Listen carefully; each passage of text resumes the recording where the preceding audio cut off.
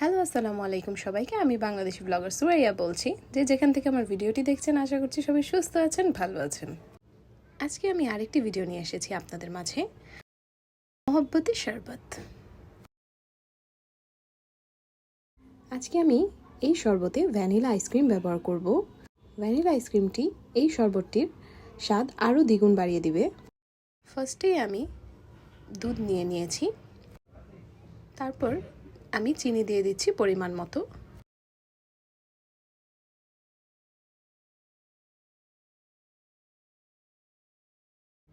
দেন আমি রুহ আফজা অ্যাড করে দিচ্ছি। রুহ আফজা দিলে টেস্টটা আরও বেড়ে যায় এবং কালারটিও দেখতে খুবই সুন্দর লাগে।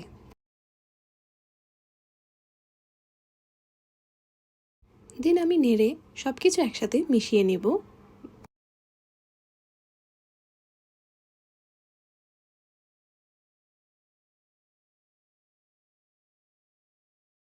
আমি তরমুজ দিয়ে দিব।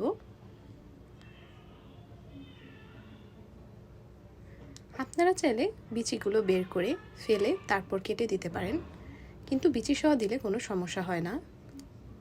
আর এই শরবতটি এভাবেই তৈরি করে, তাই আমি এইভাবেই দিচ্ছি।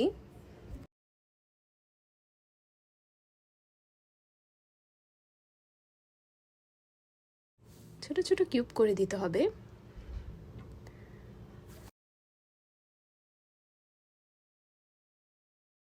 দেন আমি আবার নেড়ে ভালোভাবে মিশিয়ে নিব সব একসাথে।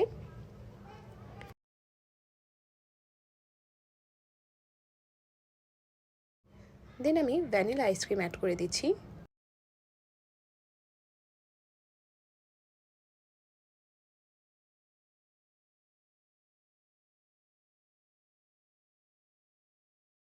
দেন আমি ভালো করে সব কিছু আবার মিশিয়ে নিব একসাথে।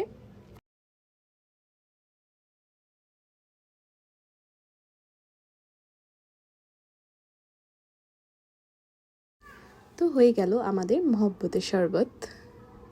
খুবই একটি ইজি রেসিপি, আপনারা চাইলে বাসায় এই রমাদানে ট্রাই করে দেখতে পারেন। দেন আমি কিছু আইস কিউব দিয়ে দিচ্ছি।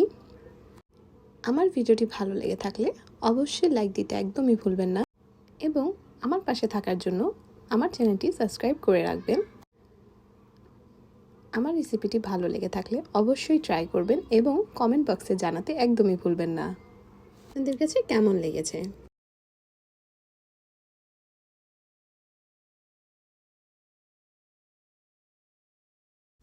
ভালো করে সব কিছু মিশিয়ে নিয়ে আমি এখন সার্ভ করে নিব। আমি একটি গ্লাসে অল্প একটু রুহ আফজা দিয়ে ডেকোরেশন করে নিয়েছি। আপনারা চাইলে এভাবে সার্ভ করতে পারেন। বাসায় বাচ্চারা অথবা বড়রা সবাই পছন্দ করবে এই শরবতটি। এই শরবতটি খুবই টেস্টি হয়।